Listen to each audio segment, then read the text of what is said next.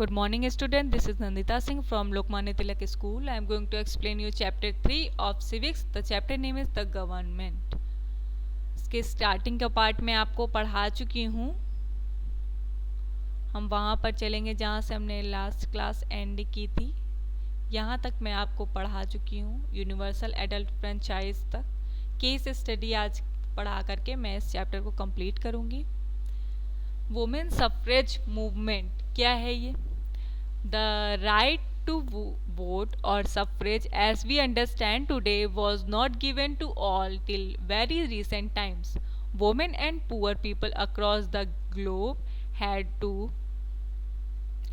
struggle for their voting rights or suffrage. The movement of women to acquire voting right is termed as the women suffrage movement. और women suffrage movement क्या है? जैसा कि आपको पहले भी बताया गया है चैप्टर में कि उस समय हर एक पर्सन को वोट करने का राइट नहीं दिया गया था. The right to vote is called suffrage. और एज वी अंडरस्टैंड टुडे कि was not given to all till the recent times. और उस समय क्या होता था कि वुमेन और पुअर पीपल को वोट देने का राइट नहीं था और भी बहुत सारे राइट उनको नहीं थे. तो क्या होता था, इसके लिए वुमेन ने एक मूवमेंट चलाया था जिसे हम वुमेन सफरेज मूवमेंट कहते हैं. Women joined the work force in large numbers during the first world war. Women ने वर्क फोर्स ज्वाइन किया था फर्स्ट वर्ल्ड वॉर के समय.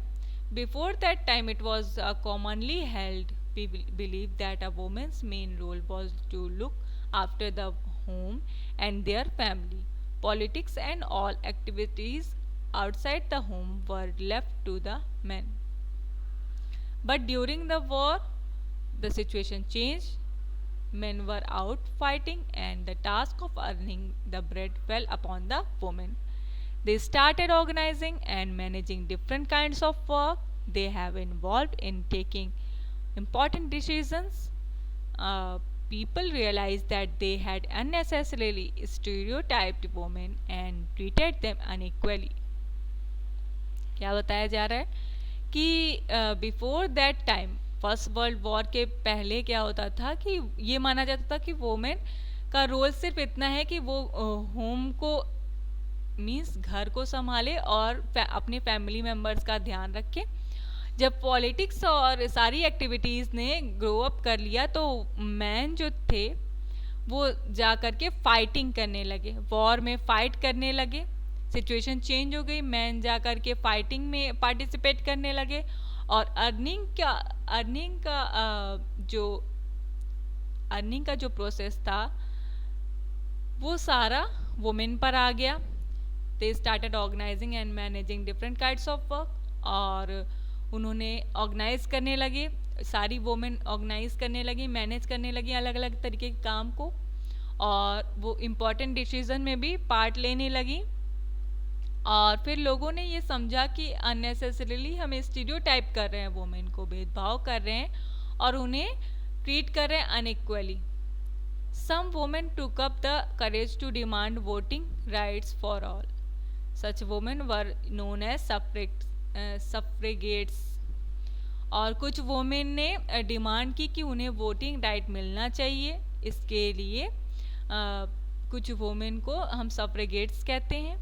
Finally their efforts yielded results and women were given voting rights in America in 1920 and in UK in 1928. और फिर इसका result क्या हुआ कि वोमेन को वोटिंग राइट्स दिए गए अमेरिका में 1920 में और यूके में 1928 में. At other places too, people struggle to establish democracy and introduce universal adult franchise. Universal adult franchise means the right to vote.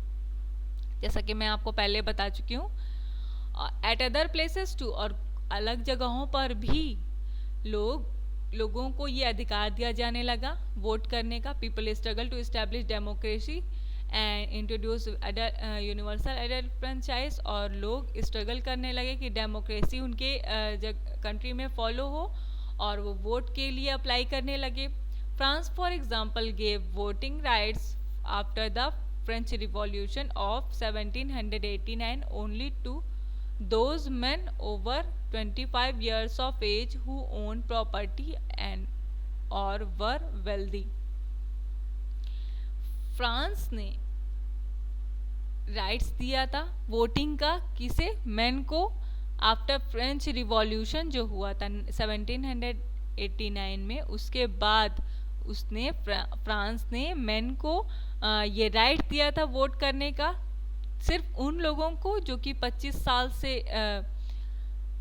ज़्यादा एज के थे जिनके पास प्रॉपर्टी थी जो वेल्दी थे women and men below 25 years as well as the poor were excluded from casting their votes और women और man जो कि 25 ईयर्स से कम थे और जो पुअर पीपल थे उन्हें वोटिंग राइट्स नहीं दिया गया था उससे अलग कर दिया गया it was only in 1946 that universal adult franchise was introduced in France और 1946 में universal adult franchise the right to vote introduce किया गया था फ्रांस में तो स्टूडेंट ये चैप्टर मैंने आपको कंप्लीट कर दिया अब हम एक्सरसाइज पर आएंगे ये टिक द करेक्ट ऑप्शन है इसको आपको बुक में करना है then true false is your homework then we are coming to question answers 5 question answers is given you will have to write it on your copy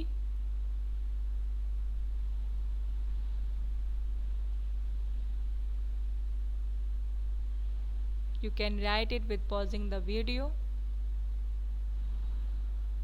complete your homework as soon as possible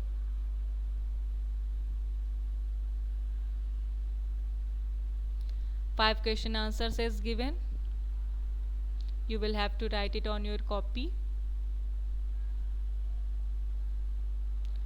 so students complete your homework I will meet you in next class with next subject and next chapter till then goodbye take care have a nice day